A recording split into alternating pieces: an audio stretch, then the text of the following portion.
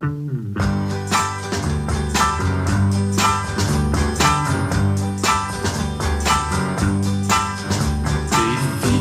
trovare la maniera di passare la serata con te.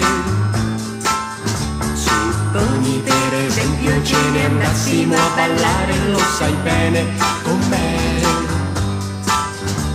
Insieme finiremmo per cercare un posto quieto per nascondere